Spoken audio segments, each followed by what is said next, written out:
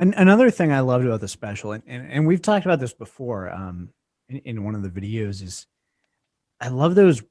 Okay, so I mean, let me set it up for the people who haven't watched yet. First of all, you should probably pause it right now and go watch the Echoes of Eternity special on their YouTube.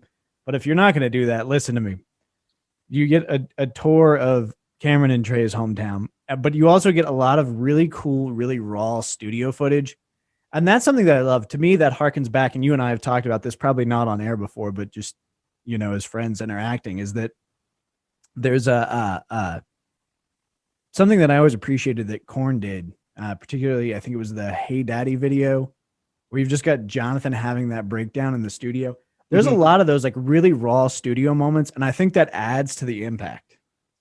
Absolutely, man. And it's so funny you mentioned that, because I think that was another point that Cameron brought up, was that it brought him back to the home videos that we used to watch, or like the making ofs that, we grew up like, because we would watch those and we would get inspired, and then we'd go out and we jam or whatever. And yeah, man, it's very, very reminiscent of that, because that was what resonated with me as a kid watching that, because at the time, the Who the Now, the original home video that you're talking about, I had that VHS tape.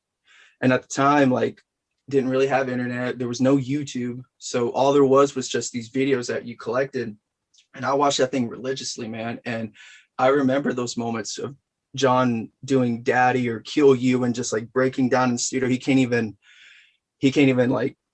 understand what half of what he's saying, because he's just in such a heavy emotional state. And I just try to bring those raw moments into the recordings and into the video, but it's important that it has to be real. I don't want anything to be, too contrived or make it seem like I'm doing this for a certain reason. Everything you saw on there was just us in the moment, because that's all Seer has always been.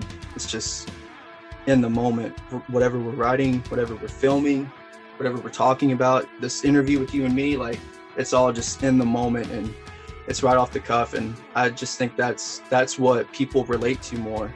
It resonates with people more. So it's just how we choose to do it, I guess.